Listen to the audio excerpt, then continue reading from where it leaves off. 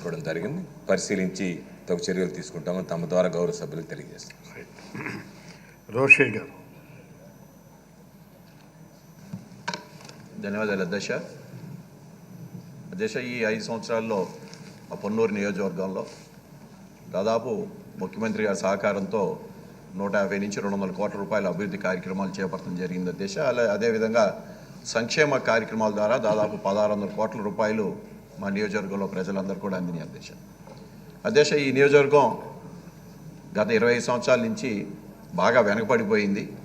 కానీ ఇవాళ మిగతా నియోజకవర్గం గైరుగా అన్ని గ్రామాల్లో కూడా సిమెంట్ రోడ్లు, డ్రైన్స్, అలాగే మౌలిక సదుపాయాలు కల్పించే దాంట్లో ముఖ్యమంత్రి గారి సహకారంతో ఇవాళ రోడ్డు విస్తరణ కానీ, లేకపోతే మెడ్రాస్ కాలం మీద బ్రిడ్జ్ కట్టడం చేపడటం కానీ, అలాగే మంచినీటి వ్యవస్థ కానీ ఇవన్నీ కూడా ఏర్పాటు చేయటం జరిగింది అధ్యక్ష. అలాగే ఆటో నగర్ కూడా త్వరితరంగా పూర్తి చేసే కార్యక్రమంలో ఉన్నాం అధ్యక్ష. ఈ నియోజకవర్గంలో ముఖ్యంగా రైతాంగం సంబంధించిన ఇరిగేషన్ ట్యాంకు ఒకటి చేబ్రోల్ మండలంలో కోరి, అంటే అక్కడ కోరి బాలకోటేశ్వర స్వామి గుడి దగ్గర ఒక పెద్ద చెరువు జిల్లా పరిషత్కి సంబంధించిన ఒక భూమి ఉంది అధ్యక్ష. అది గతంలో ఆ మండలంలో పెద్ద ఎత్తున గ్రావెల్ మైనింగ్ జరిగింది అధ్యక్ష. తెలుగుదేశం హయాంలో పెద్ద ఎత్తున గ్రావెల్ మైనింగ్ జరిగింది. మనం చూసాం అధ్యక్ష. ఈ మధ్య చంద్రబాబు నాయుడు గారు కూడా మాట్లాడారు. 700 ఎకరాల్లో మైనింగ్ జరిగిందని ఆయన చెప్పడం జరిగింది అధ్యక్ష. అది వాస్తవం.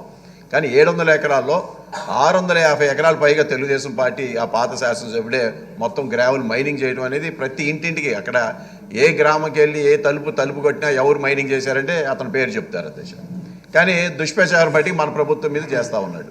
సో ఏదైతే ఆ జెడ్పీ ల్యాండ్లో 45 ఎకరాలు కూడా తవ్వేశాడు, అది నిరుపయోగంగా ఉంది అధ్యక్ష. దానికి దగ్గరలో 1 కిలోమీటర్లో మనకి క్యానాల్ సంగంజాలముడి ఇది ఇరిగేషన్ క్యానాల్ ఉంది అధ్యక్ష. దాని నుంచి దీనికి వాటర్ పెట్టి ఇది ఒక పెద్ద ఇరిగేషన్ ట్యాంక్ చేస్తే అక్కడ చుట్టుపక్కల ఉన్న 10 గ్రామాలకి మంచినీటి వ్యవస్థ కానీ, లేకపోతే వాటర్ రీఛార్జింగ్ కానీ, లేకపోతే ఇరిగేషన్ చేయడానికి బాగా ఉపయోగపడేది అధ్యక్ష.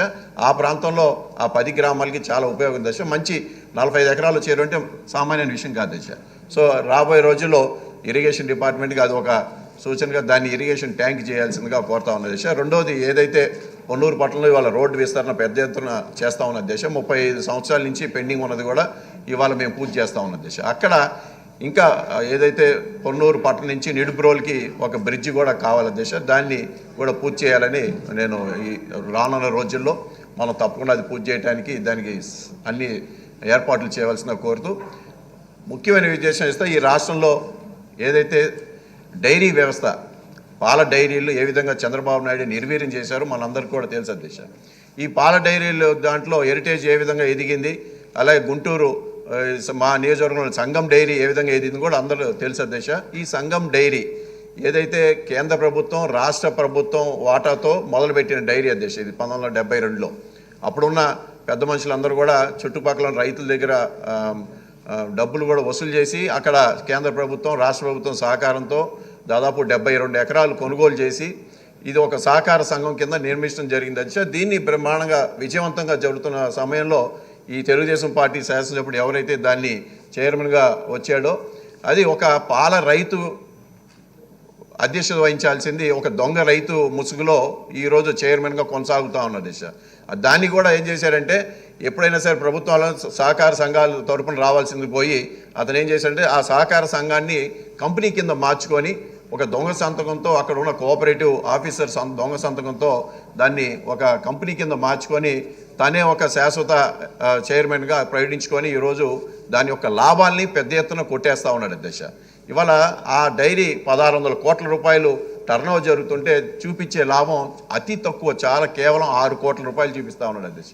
అంటే ఎంత దారుణంగా ఆ డైరీ యొక్క లాభాలని కొట్టేస్తూ తన సొంత సంస్థలాగా ఈరోజు దాన్ని కొట్టేస్తూ ఉన్నాడు అధ్యక్ష. దీన్ని ఏదైతే మన ప్రభుత్వంలో ఆ రోజు దాని మీద ఎంక్వైరీ చేసి అతను జైలుకి వెళ్ళటం అధ్యక్ష, జైలు వ్యవస్థను మేనేజ్ చేసుకొని ఈ రోజు బయటకు వచ్చి మళ్ళీ తనేదో పెద్ద నిజాయితీ పడిలాగా మాట్లాడుతూ ఉన్నాడు అధ్యక్ష. దీని మీద మనం పెద్ద ఎత్తున దీన్ని ఒక ఏదైతే ప్రభుత్వం దగ్గర ఉందో దీని రిపోర్టు బహిర్గతంగా చేయాల్సిందిగా కోరుతా ఉంది అధ్యక్ష. ఎందుకంటే ఈ డైరీ ఈ ఒక సహకార సంఘంలో ఉన్న 72 ఎకరాల్లో 10 ఎకరాలు ఒక ప్రైవేట్ ట్రస్ట్కి మార్చుకోవడం అనేది చట్టవిరుద్ధం అధ్యక్ష.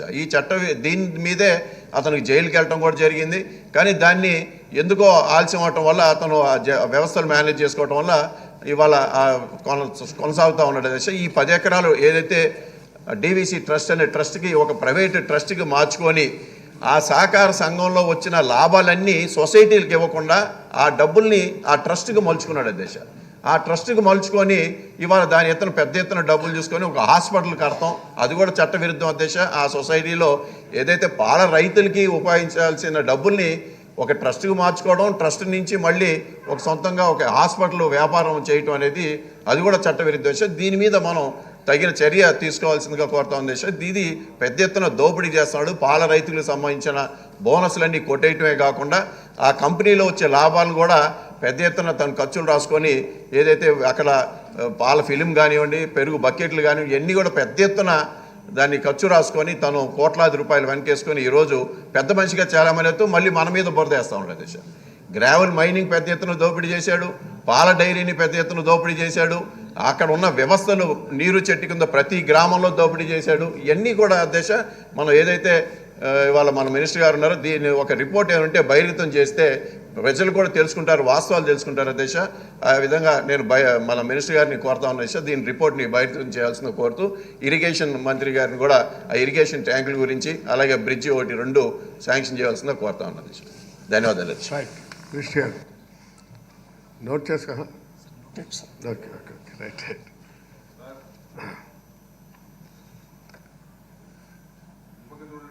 అదీప్ రాజు. అధ్యక్ష ధన్యవాదాలు అధ్యక్ష. ఇవాళ 0 అవర్లో మాట్లాడే అవకాశం కల్పించినందుకు మీకు హృదయపూర్వక